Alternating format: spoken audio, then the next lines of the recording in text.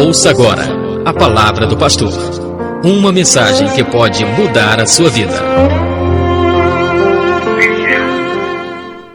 Graças a Deus. Neste momento nós vamos meditar na palavra do Senhor.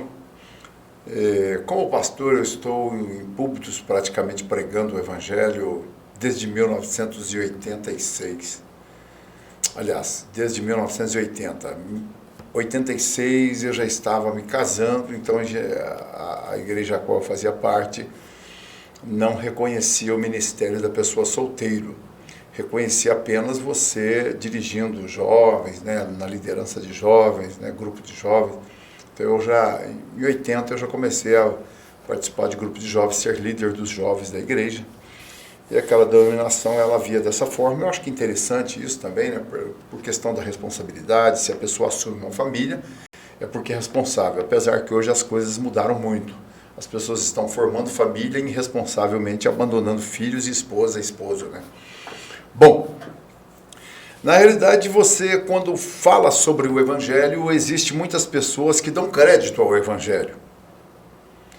Mas existe uma certa dificuldade para que a pessoa confie no Evangelho ao ponto de descansar sobre ele. Então é sobre esse assunto que eu quero falar com você nesta manhã, né? Nós estamos no horário de almoço, eu acredito que você está aí tranquilo, abençoado, então nós temos aí alguns minutos para poder meditar nesta palavra. Atos capítulo 8 e o versículo 35 disse então Filipe abrindo a sua boca e começando nessa escritura ele anunciar a Jesus. Indo eles caminhando, chegaram ao pé de alguma água, e disse o eunuco: eis aqui a água, o que impede que eu seja batizado? Então, este moço, este eunuco, não dá o nome dele, um eunuco era uma pessoa que era circuncidada naqueles dias para cuidar de um harém, de um rei, de um príncipe, ou de um nobre, coisa assim. Na realidade, ele estava vindo e ele era mordomo da rainha de Candace. Então, ele era da Etiópia. E ele veio adorar em Jerusalém. E o mais que me preocupa nesse texto, que eu olho e falo, puxa vida, que coisa, né? Ele saiu de lá não entendendo nada. Uma outra coisa também que me admira muito, embora o livro de Atos dos Apóstolos, ele é um livro que não se forma doutrinas. O livro de Atos, ele contém doutrinas, mas não se forma doutrinas. Então, está contido nele muitas doutrinas bíblicas, mas ele não tem base para se formar. Porque é um livro histórico, ele conta a história da igreja no seu berço, no seu iniciar, no seu fluir, né? Então, esse eunuco, na realidade, ele vem de um culto, ele sai da Etiópia, vem a Jerusalém para prestar um culto, ele tinha um papiro. Naqueles dias não podia ter papiro, isso faz menção de um filme que agora está na Netflix, dizendo que os judeus africanos estão voltando à sua terra. Em outras palavras, este processo tem tudo a ver com o casamento que Salomão fez com a rainha de Sabá, e dali por diante nasceram filhos que se tornaram judeus africanos, né? E eles estão retornando. Então, eles devem ter mandado papiros ou pergaminhos para que eles pudessem também iniciar o culto mosaico dentro da África. Esse eunuco, ele vem todo feliz para poder fazer um ato de adoração, ouvir a palavra de Deus, porém ele volta sem entender nada. Deus fala com Filipe, manda que ele encoste ao carro e ele começa a falar de Jesus para ele. E chega um momento que ele vê uma água e ele diz o seguinte: olha, está aí a água, o que importa, o que impede que eu possa ser batizado? Então Filipe, no versículo 37, ele disse: é lícito se creres de todo o coração. E respondendo ele disse: creio que Jesus Cristo é o Filho de Deus. E mandou parar o carro e desceram ambos, versículo 38, a água, e tanto Filipe quanto o eunuco o batizou. E quando saíram da água, o Espírito do Senhor arrebatou a Filipe e não viu mais o eunuco. E jubiloso ele continuou seu caminho indo para a África. Bom, um dos grandes problemas que como pastor há quase 28 anos, praticamente 29 anos, acho que é 29 anos, que foi credenciado pela CGADB. Então, ao longo dessa trajetória, eu tenho encontrado muitas pessoas que elas acreditam. Elas acreditam que Jesus é o Salvador, eles acreditam que Jesus é o Filho de Deus, eles acreditam que Jesus morreu para nos salvar. Eles acreditam que Deus ele enviou seu Filho, que nós somos criação da imagem e semelhança de Deus. Eles acreditam, eles estão dando crédito. A palavra crer significa você acreditar. Agora, será que as pessoas têm isso como verdadeira, como uma fluente verdadeira, absoluta, né? E que ela não se dissolve, que ela não se deterioriza, enfim, ela é a palavra de Deus, ela é o processo que realmente regimenta todo o conhecimento da verdade. João 8,32 diz: conhecereis a verdade vos libertará. Então, dentro desse processo de João 8,32, então nós temos que crer o seguinte, que muitas pessoas, elas ouviram a palavra de Deus, mas elas não acreditaram, porque não foram libertas. Porque quando você ouve a palavra e você acredita, você está dando crédito, e você pode estar pensando que aquilo é verdadeiro, e pode pensar que aquilo não é verdadeiro. Agora, quem exatamente crê, ele passa a confiar. Então esse já é um problema mais complicado, porque a pessoa confiar. Por exemplo, eu já disse aqui algumas vezes, você está viajando num carro e de repente você encontra uma placa, cuidado, buraco na pista. Tá? Ou você encontra aquela placa com um carro assim, uma marcazinha escorregando, dizendo pista escorregadia. Ou então você encontra aquela placa, pista sinuosa, curvas sinuosas, à direita, à esquerda, você acredita naquilo, você diminui a velocidade, você confia naquilo que você está lendo. Existem umas placazinhas que nós aqui não temos em Minas, só pode ser que em algum lugar tenha. É um coqueirozinho assim, com o vento soprando ele para o lado esquerdo, ou um coqueirozinho com o vento soprando para o lado direito. Isso quer dizer que a qualquer momento você entra numa vazão em que o vento lateral ele é muito forte. Uma Kombi, eu tive Kombi, dirigi Kombi muitos anos, uma Kombi vazia com o motorista dentro, sem mais ninguém, a 100 por hora ela pesa 5 quilos. Você imagina um vento lateral de mais ou menos 60, 70 por hora. Ele tomba essa Kombi com facilidade. Então nós damos crédito nessa sinalização que está dentro do Código de Trânsito para nós. Quantas pessoas já morreram porque não acreditaram? Eles, na realidade, pode até ser que acreditou, mas não confiou que aquilo seria autêntico para ele, na habilidade que ele tinha, enfim e tal.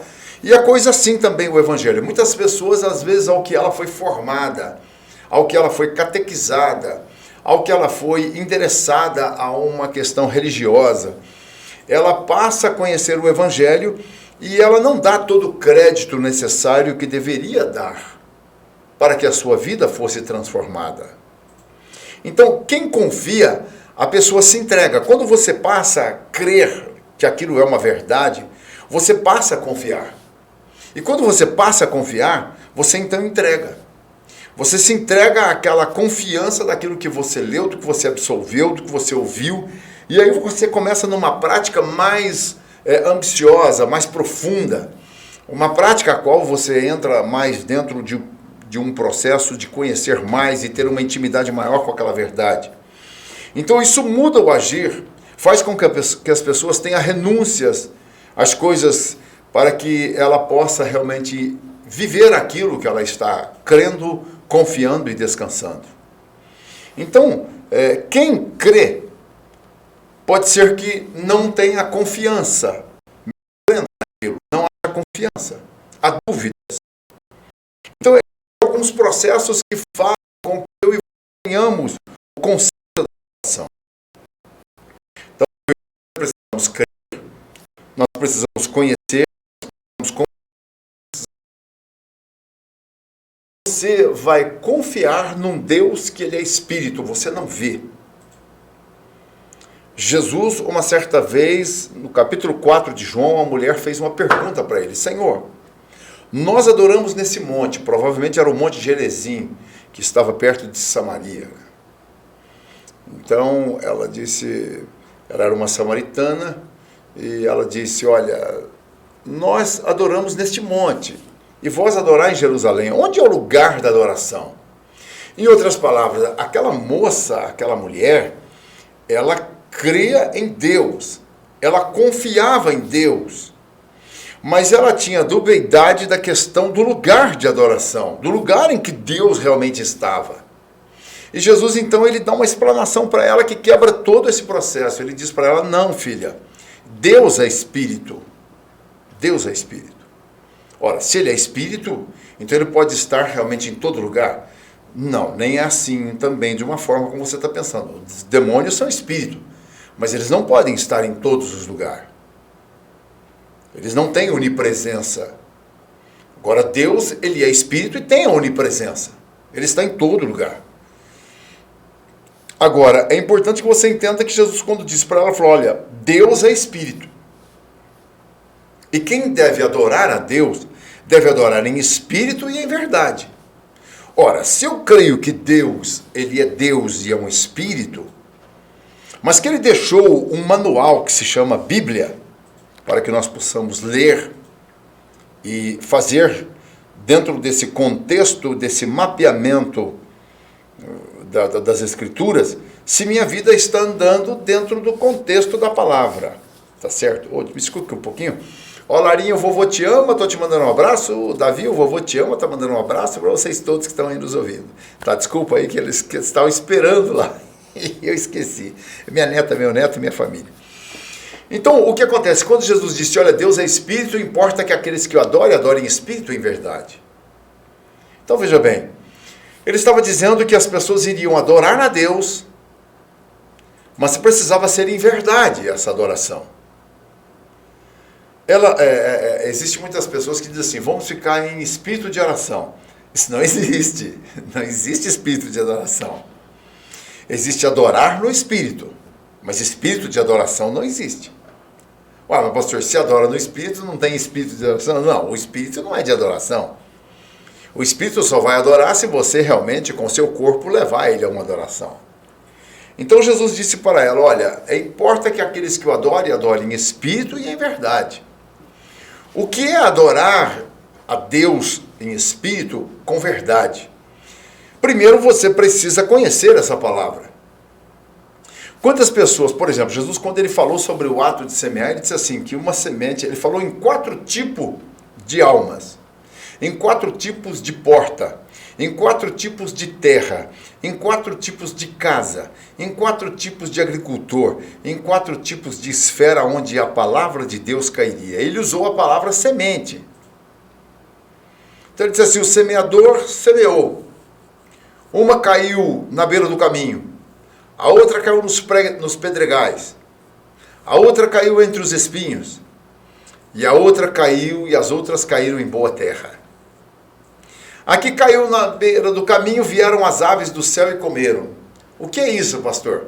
É aquela pessoa que ela recebeu a semente da palavra, do conhecimento, mas vem os familiares, vem a religiosidade, a formação religiosa tradicional da família, e diz, não, você não pode mudar de religião, você não pode mudar de religião e tal, e tira tudo aquilo que ia ser germinado através da palavra no coração dessa pessoa. A segunda semente cai então nos pedregais. Ora, ao cair nos pedregais, ela rapidamente ela chegou a fecundar. Mas ele não tinha terra. Não tinha terra. E quando não tinha terra, então de repente elas vieram a perder a sua vitalidade, não houve como ela sobreviver. O sol abrasador esquentou as pedras e morreu a semente, morreu aquilo que estava sendo germinado. Isso está falando de corações duros, que eles acharam muito bonito a proporção da explicação do Evangelho. Como é maravilhoso o Evangelho, como é bonito isso, nossa, que coisa maravilhosa e tal. Mas de repente há uma dureza do coração. Não, eu não quero deixar tais coisas que eu pratico. Por exemplo, futriqueiro, futriqueira, mexeriqueiro, falador da vida dos outros. Tem pessoas que têm esse vício maldito. Estou dizendo aqui uma coisa muito simples. Existem até aqueles programas aí que nós vemos aí, né? De futricar, de mexericar. Então, nossa, falar mal da vida de tudo quanto é artista e dar um ibope violento. Com certeza as pessoas gostam de saber das desgraças dos outros, das futricas dos outros. Eu não gosto nem de ouvir um negócio desse. Eu já como pastor, eu tenho que sentar e ouvir as pessoas trazer os problemas delas, as dificuldades delas, né? Então, para que eu vou ver um negócio desse? Não tem nem sentido na minha vida isso, né? Mas as pessoas gostam. Então, e outras coisas mais. Então, essas são exatamente as sementes que caíram na pedra. As outras caíram no espinho, nos espinheiros, nos abrolhos. Ao cair no meio dos espinhos, diz que eles sufocaram. Isso fala daquela pessoa que ela começa a olhar os prazeres da vida. Uma vida boêmica, uma vida de bebedeira, uma vida de droga, uma vida realmente de libertinagem sexual, prostituição, adultério. Então, os cuidados de todos esses prazeres, dessas questões, sufocou, os espinhos sufocou e disse, não, você não vai sair daqui. E ela morre ali junto com os espinhos e abrolhos. Mas diz que o que caiu em boa terra, então germinou. Esses foram os que creram, foram os que confiaram, foram os que se entregaram. Houve mudança em seu agir. Não houve dificuldade em realmente resistir àquilo. Entenderam que precisava de passar por uma transformação, uma metamorfose. E dentro dessa etapa da salvação, então, houve um conhecer, um confiar e um entregar. E dentro desse processo, então, por exemplo, o Salmo 91 diz, aquele que habita no esconderijo do Altíssimo, a sombra do Onipotente descansará. Então diz que essas pessoas, elas começaram a descansar. Mas interessante que ali a gente encontra 3 tipos de condutas de pessoas que estão professando uma fé autêntica, mas que elas têm uma característica de, às vezes, não ter a produtividade igual a outras sementes. Diz que uma produziu 100 por um. Diz que a outra produziu 60. E a outra produziu 30. Então, você pega hoje e faz essa matemática aí agora. Eu não estou muito bem a par dessa situação, mas eu ouço muito a pessoa dizer o seguinte, que não se arrenda uma terra por menos de 30%. Por quê? Porque haverá prejuízo. Então, veja bem, o evangelho na sua vida, menos de 30% não dá para ser salvo. Ué, mas que isso, pastor? Que loucura essa. Olha, eu estou falando de uma parábola que Jesus contou. Estou fazendo uma análise com ela. Então, se essa semente, o evangelho, ele bateu na sua vida e ele não conseguiu produzir 30%, você está infrutífero. É impossível Deus arrendar a sua casa, o seu corpo, a sua vida, a sua pessoa. Deus não quer arrendar ela. Deus não quer ter posse dela, porque você será improdutivo e dará prejuízo ao reino. É a matemática de Jesus, é a matemática do Espírito de Deus. Então, quando você não consegue produzir isso, você parou em alguma questão que você continua. Você vai aos cultos, mas continua lá com seus ídolozinhos escondidos no coração. Você ouve a palavra, mas você continua com as suas prostituições. Você ouve a palavra, mas continua nas suas bebedeiras. Você ouve a palavra, mas continua nas suas maledicências. Você ouve a palavra, mas não houve transformação, houve mudança. Você sofreu uma mudança, mas não houve transformação. Porque mudança, toda vez que você faz uma mudança, você leva uma baguncinha junto com você. Agora, quando há uma transformação, tudo se renova. Por que os carros eles são transformados? De época em época eles são transformados. Sai aquela mesma série. Né? Então nós tivemos aí, por exemplo, o Fusca. Ele vem se transformando. O primeiro Fusca, eu lembro que ele tinha um apelido, eu trabalhei na Volks. O primeiro nome do Fusca era o Pé de Boi. O Fusca Pé de Boi. Você podia andar com ele até no pasto. Foi feito para ir na guerra, para entrar na guerra, em campo aberto. Né? Depois vieram vindo outros Fuscas. Né? Outros tinham 2 vidinhos atrás. Chupetinha, um bicozinho, depois arredondou, depois tinha furozinhos na traseira para refrigerar, depois tinha os Fusca de bem, aqueles paralamas mais garganta. Enfim, eu estou na Volks um pouco. Então, foram processos para chegar ao Fusca. Não deu certo, isso não deu certo. Além de ser caro, gasta demais e complicou tudo. E é de fibra de vidro também. Bom, pelo menos parece que eu sei que é de fibra de vidro. Bom, enfim, então Deus ele não quer que você realmente mude. Deus ele quer que você se transforme. Porque Jesus não é religião. Então quantas pessoas, por exemplo, praticando boas obras, né, e dizendo que a salvação está garantida porque praticam boas obras, mata a fome de alguém, ajuda alguém, paga a conta de alguém, dá dinheiro para alguém para ajudar nas suas necessidades. Você está fazendo algo bonito, maravilhoso, só que isso é social. E você pode até promover e receber elogios sobre essas questões. Agora, quando é fruto do Espírito, Gálatas capítulo 5, já é diferente dessas obras que a gente faz, que as pessoas elas ficam gratas e nos agradecem, fala para os outros que você, que eu fizemos e tal.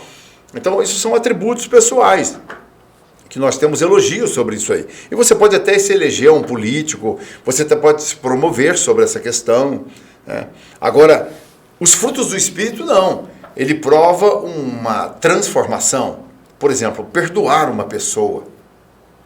Como é que você consegue ofertar, você consegue dizimar, você consegue ir aos cultos, você consegue cantar no grupo de louvor, no coral da igreja?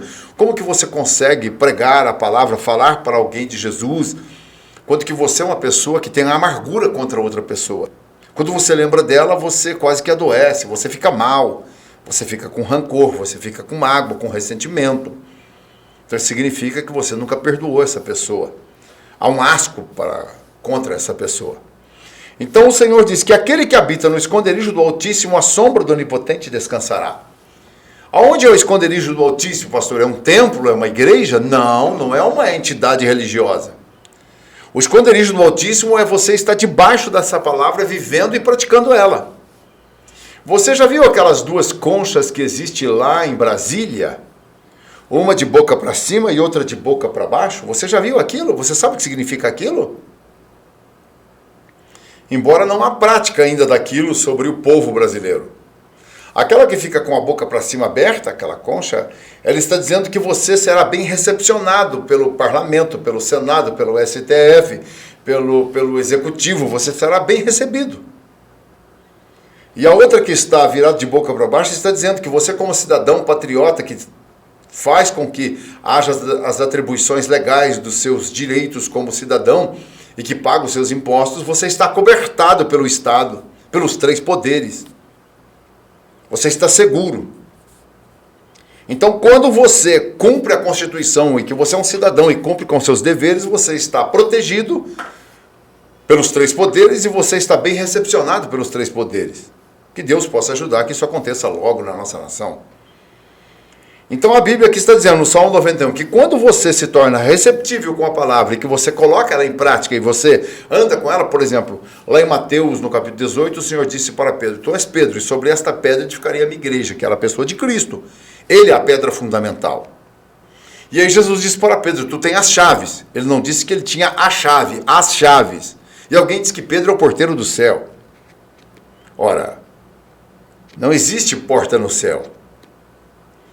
Agora, quando ele disse, tu tem as chaves do reino, ele estava dizendo sobre a palavra que Jesus deixou, sobre o evangelho que Jesus colocou neste mundo. O reino de Deus é chegado a vós. Tanto é que Pedro, ele começou pregando para os judeus, foi a primeira chave, abriu a porta para os judeus da salvação. E depois ele pregou para Cornélio, um gentio, que não tinha direito de salvação. Então ele abriu a porta também para os gentios. Está lá, é só na história no livro de Atos. Está bem, lógico. A primeira pregação de Pedro, 3.000 almas agregaram ao Senhor. Foi a abertura do evangelho. Ele começou assim. Então, ele vai ter um relacionamento glorioso com Deus. Ele vai ter um poderoso acesso a Deus. Ele terá autoridade, comunhão, intimidade. Maravilhoso, isso é glorioso.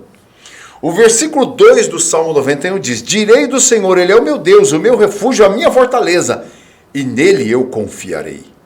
Olha que interessante esse salmo, né?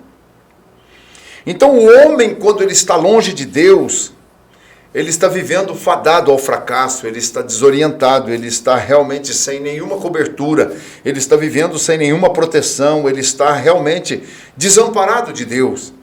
E ele pode ser atacado duramente pelo maligno, por Satanás. É nessa hora que o diabo vai trabalhar sobre a vida dessas pessoas, do homem e da mulher, que não está sobre este refúgio de Deus, que não está sobre essa fortaleza de Deus. Claro que nós que estamos debaixo dessa fortaleza, desse refúgio, ainda somos atacados pelo maligno.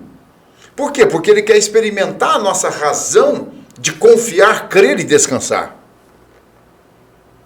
O diabo sempre estará procurando provar se a nossa fé é crer, confiar e descansar. Nós só encontramos este processo quando nós confiamos verdadeiramente e nós temos a graça de estar vivendo sobre esse propósito. No mesmo Salmo 91, versículo 3 diz: porque ele te livrará do laço do passarinheiro e da peste perniciosa. Olha, eu vou ser sincero, muitas pessoas que estiveram vivendo sobre este mal que assolou a terra aí, minha sogra veio a óbito, mas o Senhor diz aqui que ele te livraria da peste perniciosa.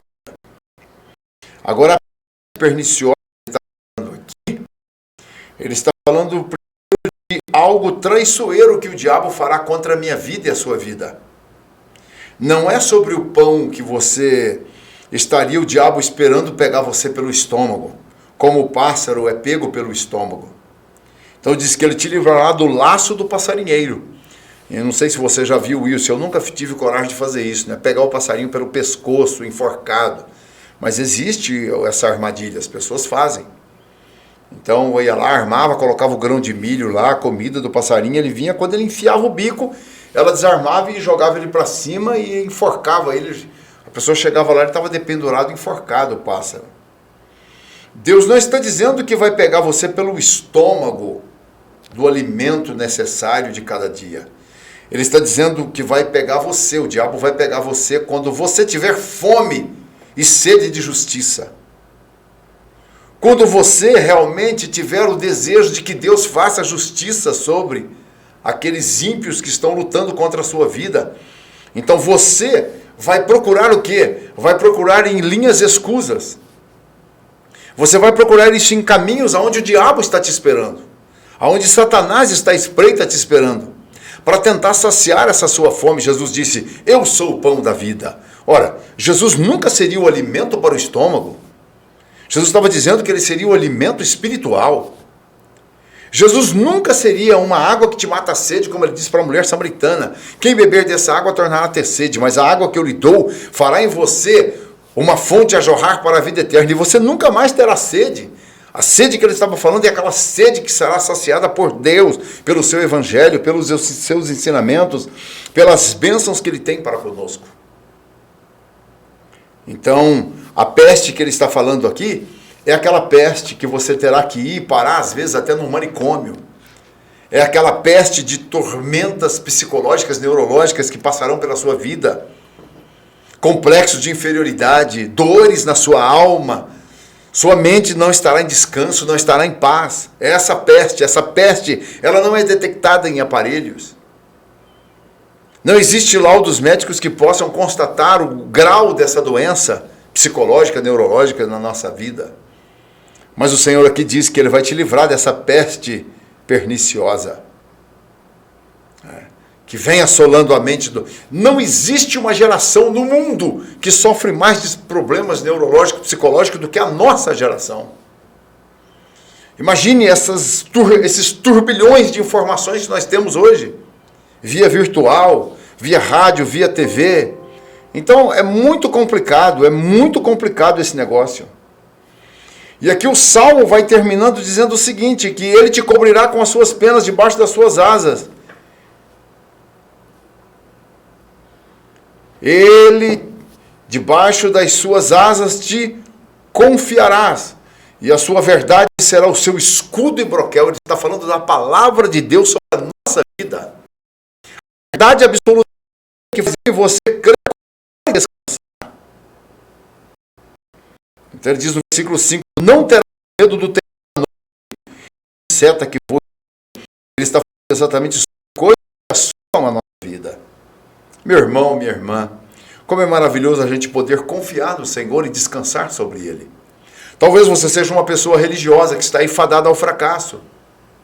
Talvez você até se diz uma pessoa evangélica que está aí numa igreja ouvindo seu pastor ensinar, pregar, mensagens, louvores, mas você é uma pessoa que está doente da alma, fracassada com sua alma. E por que isso? Porque você nunca conseguiu confiar. Vive correndo atrás do sucesso financeiro, oferta dizima para ter um sucesso financeiro, isso não vai levar a coisa alguma.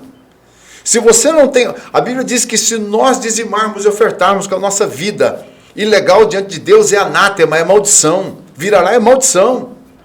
A nossa oração será maldição.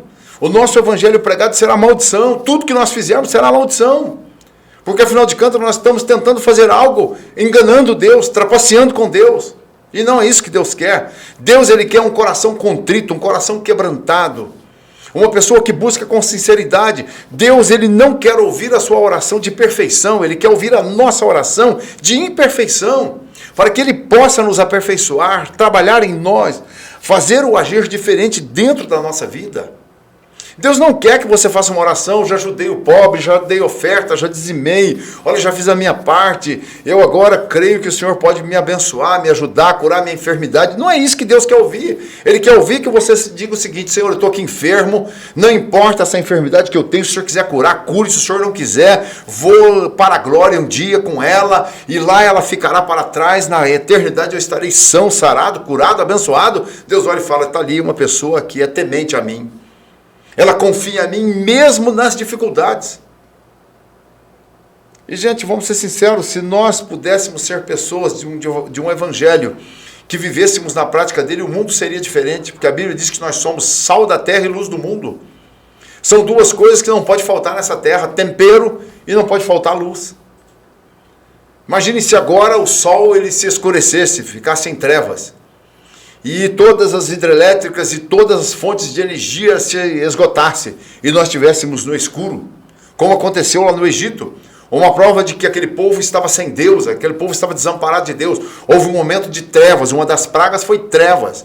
Do outro lado da rua estavam lá os hebreus com luz, o sol iluminando eles, mas do outro lado estava em trevas. Onde é que estavam as trevas naquele povo, no faraó e toda a sua corte? Estava dentro das suas almas. Então Deus, de uma certa forma, ele sempre está trabalhando na nossa vida para que nós possamos realmente buscar a ele de um coração sincero, de uma vida sincera. Então Deus, ele quer ouvir que tipo de oração? Senhor, sou um adúltero. Senhor, sou uma prostituta. Senhor, sou um cachaceiro. Sou um drogado. Sou um mentiroso. Mas eu quero crer no Senhor. Eu quero que o Senhor lave a minha alma, purifique a minha vida. Eu quero que o Senhor me ajude a não ser mais a pessoa que eu sou. Somente o seu poder pode me transformar e me fazer uma pessoa diferente. Senhor, eu tenho ido à igreja, tenho tentado te enganar, maquiar a minha fé. As pessoas olham para mim, sorriem, eu sorrio para elas, eu canto os louvores, eu canto junto com a igreja, faço o louvor congregacional, tudo é uma benção, tudo é maravilha. Meu pastor não tem uma bola de cristal para ver o que eu estou passando, e o que eu sou, e como eu sou depois que saio da igreja. Mas o Senhor é um Deus que vê, o Senhor é um Deus que sabe, o Senhor é um Deus que entende o que está dentro de mim, mas me lava, me purifica, me regenera. Esta é a nossa sinceridade, porque essa palavra então está fazendo efeito na nossa vida, ela está trazendo a realidade do que nós somos. O livro de Eclesiastes, por exemplo, ela fala o seguinte, sobre o nosso caráter e o nosso perfume. Como pode o seu perfume ser mais importante do que o seu caráter? Como pode o seu perfume falar mais alto do que o odor das suas atribuições, de pensamentos, de atitudes, de deslealdade que está dentro de você? Então, diz que o bom nome vale mais do que o ouro e a prata. Eu hoje, por exemplo, dentro dessa cidade, eu tenho um conceito para muitas pessoas que realmente me veem e me conhecem. Fala, puxa vida, o pastor é uma pessoa maravilhosa, mas sou um homem imperfeito, tenho defeitos, não sou perfeito ainda. Estou aqui lutando, buscando perfeições, buscando transformações. Então, meus filhos, o que Deus quer no versículo, ele diz: somente com os teus olhos contemplarás e verás a recompensa dos ímpios no dia do juízo que eles receberão. Então, meus filhos, olha, muito cuidado, porque muitas das vezes nós estamos prestes a entrar para um juízo final. Porque nós vamos entrar para a eternidade. Eu estou aqui falando com você amanhã, eu posso estar sendo velado e sendo enterrado.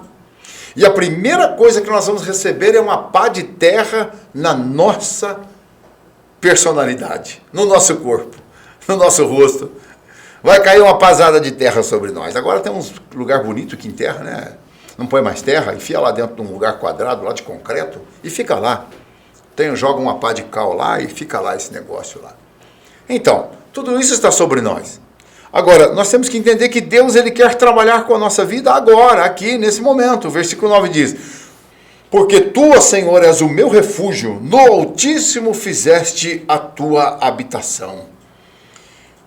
Então, dentro desse processo, nós temos uma morada com Deus, nós temos uma eternidade com Deus, nós temos um refúgio com Deus. E é isso que Deus quer das nossas atribuições. Então você que está aí ouvindo agora, quem sabe você está aí chorando, dizendo, pastor, eu sou essa pessoa, Jesus te ama, Ele quer salvar a sua vida, Ele quer transformar a sua vida, Ele quer libertar você, porque Ele tem amor pela sua vida. Se Ele está usando ainda uma palavra dEle, divina, para poder trazer o seu conhecimento e revelação, o seu conhecimento de todas as coisas que você é porque Ele te ama. Porque Deus, Ele é amor. Quando Ele é amor, Ele trata com a pessoa, Ele não chuta a pessoa embora. Quando é que nós desfazemos aquela aliança de amor que fizemos com o nosso cônjuge? Quando nós descobrimos erros e falhas. Deus é diferente, quando Ele realmente percebe que você precisa ser confrontado com as verdades, para que você enxergue suas falhas, suas adversidades, seus erros, Ele usa um profeta, Ele usa a palavra de Deus, Ele usa a Bíblia, Ele usa um meio, um caminho, porque Ele nos ama, Ele tem um amor por nós. Por isso, Deus é amor. Deus não ama ninguém, Ele é amor. É diferente de amar. Então, ele diz ainda no versículo 11 que porque aos seus anjos dará ordem ao teu respeito para que te guarde em todo o seu caminho. Então esse processo está dizendo que Deus não vai deixar perder a minha alma e a sua numa eternidade com o demônio. Poderemos morrer? Poderemos. Poderemos na caminhada sofrer um assalto, alguém dá um tiro em nós morremos? Poderemos. Mas você não vai perder a sua alma e ela não estará no céu, ela não estará juntamente com os demônios na eternidade. Nossa, mas eu pensei que Deus me protegeria de tudo isso. Não, filho. Ele disse assim, eu mando chuva e sol para os bons e para os maus. Então, meus filhos, se Deus ele manda coisas boas para os maus e para os ruins, Ele permite que possa haver algumas coisas ruins que ocorra comigo aqui nessa vida. Porém, esse corpo é perecível, mas na eternidade eu teria um corpo que jamais ele perecerá, filho. Ele será um corpo eterno, ele será um corpo glorioso, ele será um corpo maravilhoso. Esta é a palavra de Deus ao seu coração neste dia. Esta é a mensagem que Deus me deu para poder falar ao seu coração. E são 45 minutos de mensagem praticamente que eu estou ministrando, né? Quantos minutos deu aí, filho? 35 minutos aí de mensagem. Eu creio que é o suficiente para você memorizar, não vou mais a fundo. Mas eu quero agora deixar um louvor abençoado para você, né? E que a graça de Deus esteja na sua vida e vou fazer uma oração. Jesus amado, neste momento, esta oração, ó Pai, que eu estou fazendo a essas vidas, Senhor, guarda elas, cobre com teu sangue. Não deixa nós ficarmos maquiados, Senhor, entenebrecidos dentro de uma placa de uma igreja, Senhor, dentro de um nome denominacional, dentro de, Senhor, uma roupagem que ela por dentro está apodrecida e está corrompida, Senhor. Que nós possamos a cada dia, a cada manhã, Senhor, renovar as nossas forças em Ti. Ó Deus, venha sobre estas vidas agora, nesta manhã, Jesus. Aqueles que puderam ouvir a Tua palavra e fazer um reconhecimento, Senhor. Fazer uma autoanálise de si mesmo. Ó Deus, que haja transformação, que haja, Senhor, realmente muitas transformações no coração dessas vidas. Que possa haver uma mudança dentro do lar, do trabalho onde eles estejam, Senhor. Na cidade onde eles vivem, Senhor, tenha misericórdia, dê a Tua graça. Não faça de nós, Senhor, um religioso, um mero religioso. Deus trabalha dentro de nós, porque o seu trabalho é perfeito. O seu trabalho é tão aprimorado que nós nos tornamos novas criaturas, novos seres, novas vidas, Senhor. E nós cremos e descansamos sobre isso, porque nós confiamos no Senhor. Venha sobre nós, Senhor, nesta manhã. Abençoa, Senhor, a semana que se segue diante de nós. Vai conosco, nos ajudando, nos fortalecendo. Livra pessoas que estão oprimidas agora pelo maligno. Em nome de Jesus, seja liberto para a glória do nome de Jesus. Pessoas que estão enfermas, sejam curados para a glória do nome de Jesus. Sai toda a enfermidade, todo o mal, toda a peste, toda a doença. Deus nos dê a paz, que tenhamos a intimidade contigo para a glória do teu nome. Amém, amém. Que Deus te abençoe em nome de Jesus. A graça de Deus esteja sobre a sua vida e que as mãos de Deus possam estar sobre nós nesse dia tão abençoado, viu, meus filhos? Que coisa boa, né? Que coisa boa. Isso é maravilhoso, porque quando nós podemos dizer que até aqui o Senhor tem estado conosco, isso é muito glorioso. Eu queria deixar um louvor